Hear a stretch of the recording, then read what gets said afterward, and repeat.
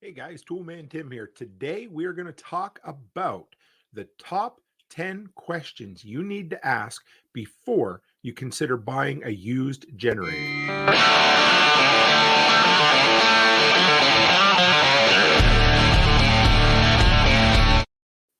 All right, guys, welcome back to the workshop where we create community, find freedom, promote preparedness, and share success.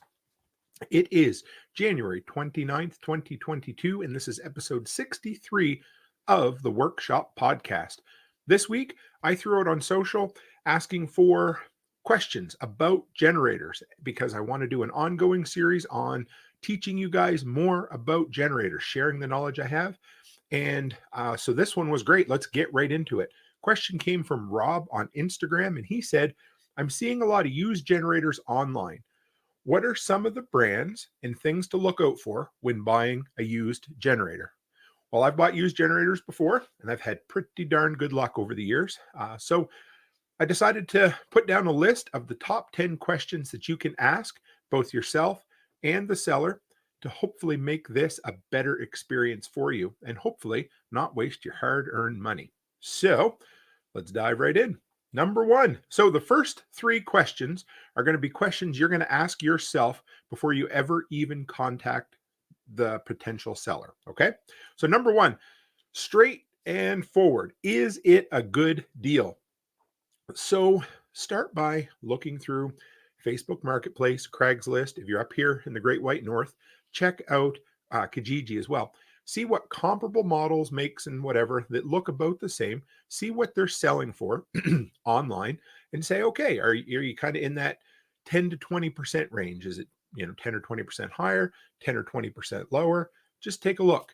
Another rule of thumb when looking online to see if it's a good deal is, for me, is it at least half or less than the brand new price? So is it half as much as buying something brand new? If it's more than that, I'm probably going to skip and go ahead and buy a new one or look for a better deal.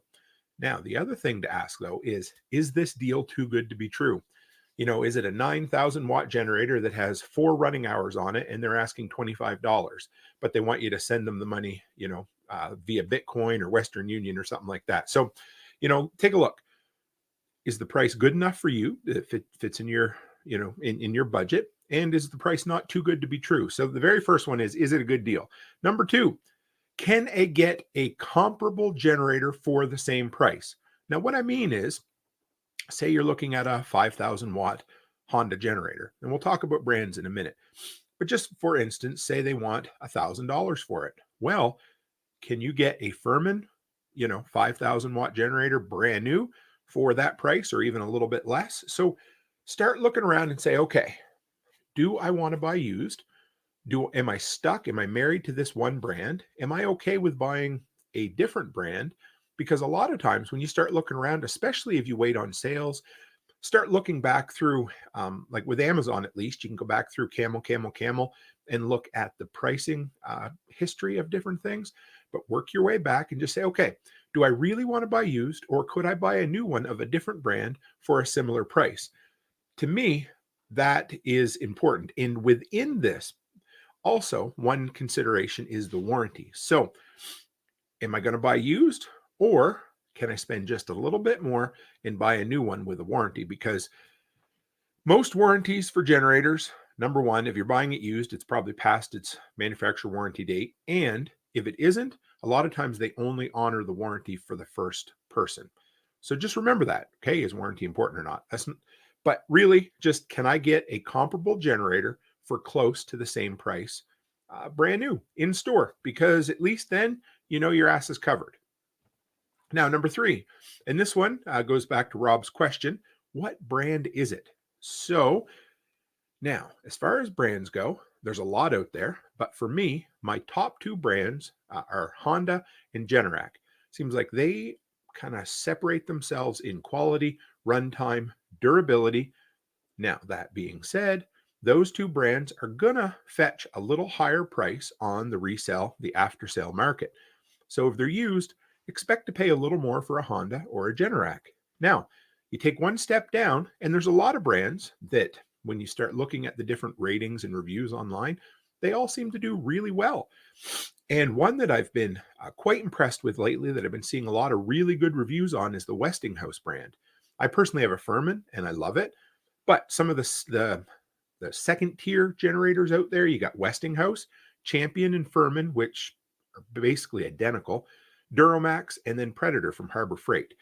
So any of those brands, if you're looking at Honda and Generac, you're going to pay a little extra on the used market. But any of the other ones, if a lot of the other questions we're going to work through later on are okay, they're a good brand to look at as well. So what brand is it? And is it a brand that I want to buy? So those are the first three questions to ask yourself before you even contact. Now, the next five are going to be questions to ask the seller before you even meet up. Because if any of these are red flags, throw them out and go on to the next generator, because you can always say no. Remember that. You're never committed until your money has exchanged hands. So question number 4 out of the 10, how old is the generator? Now, if they can't answer that question, walk away right away. When was it bought? Do they have the original receipt? And then when you know how old it is, get the model number from them. Then you can look up and say, have there been any major problems with these generators? So look for recalls. If there's been recalls, probably stay away from it because it may be past the time. But if it's too old, you might not be able to get replacement parts for it either. And in our mindset with preparedness and being able to fix things and being able to keep extra parts on hand, that is absolutely huge, especially when buying used, because of course used always has a little higher probability of needing replacement parts. So how old is it? And that isn't a deal breaker per se, because if it's old but in good shape, you might get a really killer deal on it. You might get a steal of a deal, which would be awesome. But so just ask, how old is it? And if they have the original receipt, even better, because then if they have the original receipt, they're probably the type of people that take care of things, keep good records, and they have nothing to hide because they're showing you the paper receipt. So keep an eye on that. Now, number 5, this is probably one of the most important ones. How many run hours are on the generator? So first thing, if you ask them and they don't have a clue, they're either, I don't know, dumb or lying. So either way, maybe stay away from it. Now, a lot of the bigger generators are going to have a little digital or analog gauge on them. So check it out, turn it on and see how many hours have been run. But just by asking somebody how many run hours has been on a generator, you're never going to get a straightforward, honest answer. Just nobody. I couldn't tell you without going and looking at my gauge. Last time I checked my generator, I thought I bet I got about 30 run hours on that. I checked it and it was 7. We never know. Some people overestimate, some people underestimate. But one thing is for certain, the human memory is bad. And to try to estimate over long periods of time, never going to do it. So ideally, buy a generator that has an hour meter on it so that you can legitimately know how much wear and tear has been on that generator. Because, it doesn't matter per se how old a generator is. The real, proof is in the pudding is how much runtime has been on it, because every generator is basically made with so many hours in mind, and if your generator has 1,000-hour runtime, and you can look some of that up online as well, you can look up the models and see what is the average runtime lifetime of most of these generators. And, if you're halfway through that, great. You might be starting to look at replacing parts at that point. But if you're 70, 80, 90% through the average expected lifespan of a generator, run the other way. Don't waste your money, because all you're going to end up having is a really expensive hunk of scrap metal at that point. So number 6, and this one is just as important as how many runtime hours, but how was it used, or what was it used for? Sorry. Home use versus rig pigs using it in the oil patch use, totally different. First thing I would say is, if it was used by a tradesperson who works outdoors, stay away from it. It's probably been exposed to too much weather, too much dirt, too much dust, too much debris, too much mud. Don't do it. Don't ever buy one from the oil patch if you can help it, because they tend, I know personally, when I worked as a rig assistant on a co-rod rig, man, we threw those things around. They got covered in oil. They sat in the back of the truck unheated for months on end. They're jostled and beat around on gravel roads. Just, find out what it was used for. And, if it looks like it was used for something other than they tell you, again, a red flag, right? And remember, guys, trust your gut. When you're talking to people, I want to say most people are honest. I think they are, but I think more so we can trust our own instincts. So if this person's giving you the heebie-jeebies, or they seem a little shady, or it looks like maybe this maybe fell off the back of a truck somewhere, don't do it, because the worst thing you're ever going to want to do is end up buying some hot material that ends up getting repoed from you from the cops because it turned out it was stolen, that kind of thing. But, find out what it was used for. If it was used for home use, well, that's probably ideal, because most people, they only run it for power outages. And if they're really good, every 2-3 months to keep it up and going. So keep an eye on that. What was it used for? Number 7, again, almost as important. And this one you're going to be able to see for sure, but where has it been stored? Again, if it's home use and it's been in an old man's garage underneath a tarp and just stored there without dust and dirt getting on it and just pulled out to be used, great. Has it been stored outdoors all the time, like some people love to do? They just throw it out there and leave it out year round and have the weather fall on it. Well, then stay away from it. Worse again, has it been thrown in the back of a truck and just left there?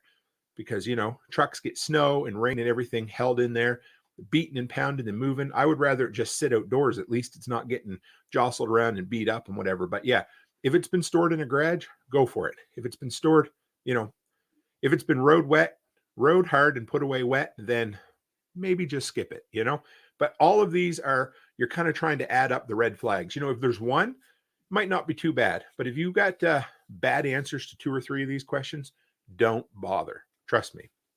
Now, the next one to me is my magic question.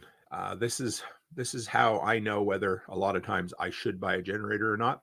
It's not the only one, but this is what I like to ask, because people usually are honest with it. And you want to ask them, hey man, why are you replacing this generator? So question 8 is, why are they replacing it?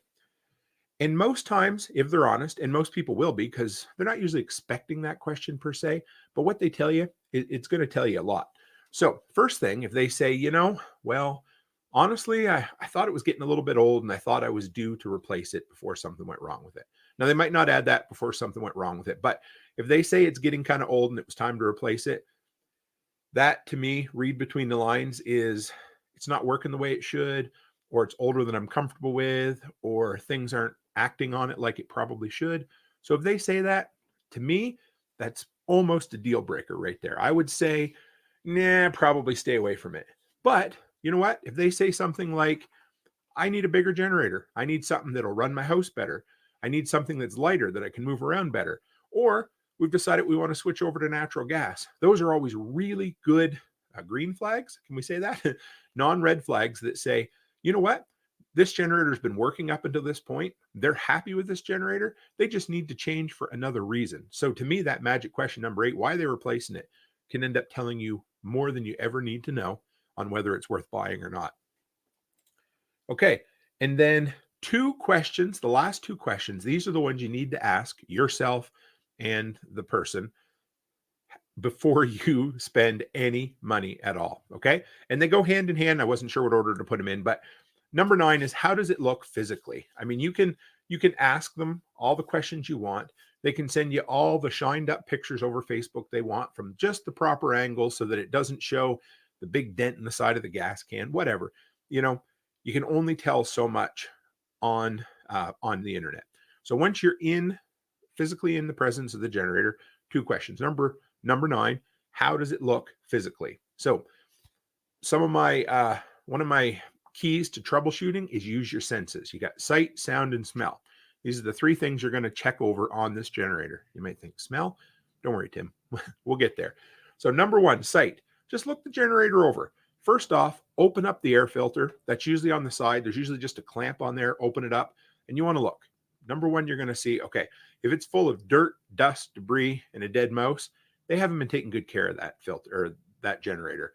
That is a good sign that the generator's been working harder than it needs to, and it hasn't been well taken care of. So that's first.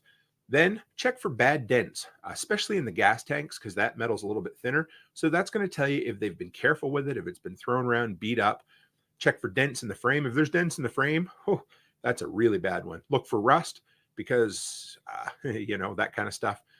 starts eating away at the frame and it breaks down. But honestly, I look for dents and dings to see how well it's been taken care of.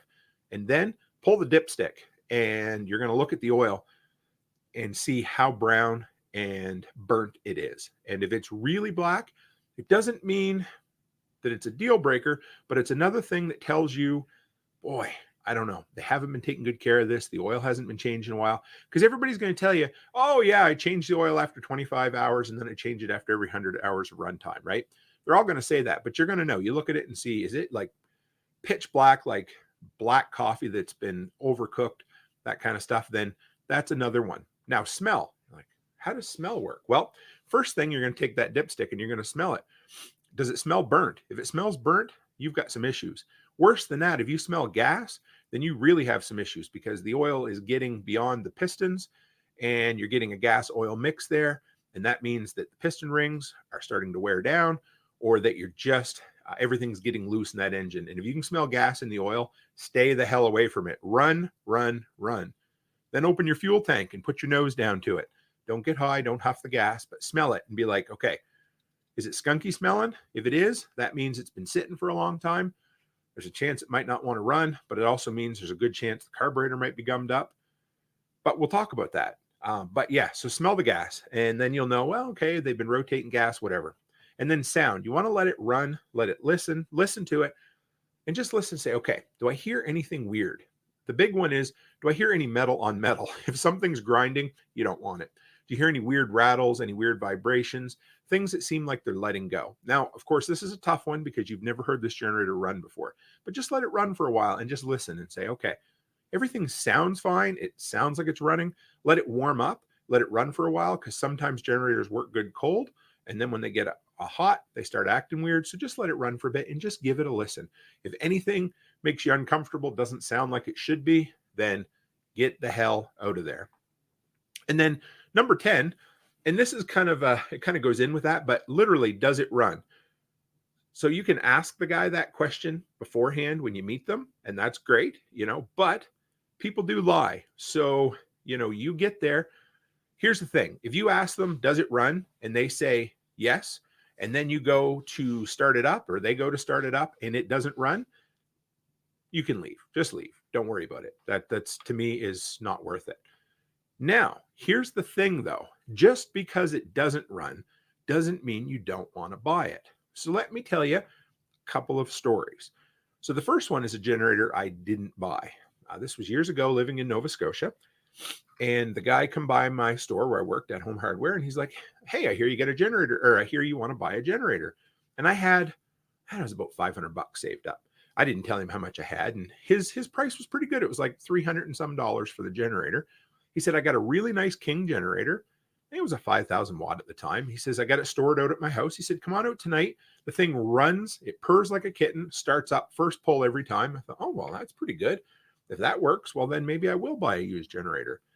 So off I went that night, and it was a cold, cold night. It was dark, and I would get to his house, and he has a house, and then they have an old mobile home next to him. I think they're using it for storage. He's like, come on in. He didn't have a flashlight with him or nothing. I didn't have my phone, a phone at all at that time. He says, well, this thing will start right up. And he starts pulling and pulling and pulling, to the point where I almost got embarrassed for the guy. The thing wouldn't start for nothing. And I was thinking personally, if I was going to sell a generator, the first thing I do is I go out and start it long before the customer ever gets there, so that I know it's going to start for them. So he told me it started. When we got there, it didn't start. That wasn't, to me, that's a deal breaker, because number one, if he's lying about that, what else is he lying about? Okay. Now, here's situation number 2. And in that situation, I ended up buying a brand new King, because I think he wanted like $300 or $350 for it used, and I could buy a new one for $500. I wasn't wasting my time with him. Now, number 2, I looked at a Champion 3,000 watt generator, and it was on for, it was about $200, I think. These are Canadian prices. I found it on Facebook Marketplace, 3 hours away in Edmonton. And I knew I had to go up there. So I messaged the guy and I said, I'm pretty interested. What can we do? Can I come see it or whatever? He's like, oh yeah, it's in good shape. He said, it's beat up.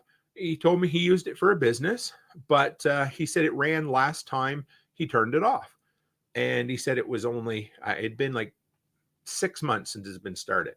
I thought, okay, here we go. So anyway, I said, you know what? I'd like to come and see it. And if I remember correctly, it was $200 he wanted for it. So he messaged me about a day later. He said, hey, if you're not interested, it's okay. But I just pulled it out, tried to start it, and I couldn't get it to start. And he said, if you want it, $75 and it's yours. I thought, oh my, that's a good price. Now, the reason I was still okay with the idea was, number one, he told me it did run, but then he was honest with me to tell me it didn't. But before he told me it didn't, we got talking about it and everything, and it ran perfectly fine up until it stopped running, until he turned it off and let it sit. So to me, I was sure it was bad gas. I thought, yeah, I mean, I took a chance and the price was low enough that, I could do okay on it. And I thought, you know what? There's a really good chance if it ran until it was shut off and now it just won't start, it's probably bad gas. Now, it may have been on the other one as well, but the price wasn't good enough and the guy wasn't honest. So I bought it. I brought it home. I put about a quarter of a bottle of Seafoam in the generator and I started pulling on it. And about 20, 30 pulls later, the thing started up. It kicked a big cloud of smoke out. It was a mess. It was awful. I changed the oil, put a new spark plug in it, put a new air filter in it, ran it for a year and a half, and then sold it for $150. So when you're looking at a used generator, there's a lot of things you can look at, but those are 10 questions that you can ask when you're looking to buy a used generator. So I hope you enjoyed that, guys. This was a fun one. I always enjoy it. This was a pre-recorded, so, and if you're listening on the podcast, thank you very much. If you want to know more about me, guys, toolmantim.co. That's the easiest way. If you want more videos like this, three episodes of the podcast every week: preparedness, reparedness, home maintenance, backup power. Hit the subscribe button here on YouTube or grab it on your favorite podcatcher, whether it's iTunes or any of the other ones. I'm on them all. So, and if you're looking for good gear recommendations, toolmantim.shop. Right now, I have over 100 items on there with another 150 coming. All stuff I've used over the years in my handyman business that's made me money or saved me money. Tons of different categories, including my absolute favorite, preparedness gear. Whole bunch of cool stuff on there. So run by, check it out. Even if you don't buy anything, but you just start your Amazon shopping from there, it'll support the content I create. And I'll be grateful. So thank you guys very much. And as always, stay happy, stay healthy, and have a great week.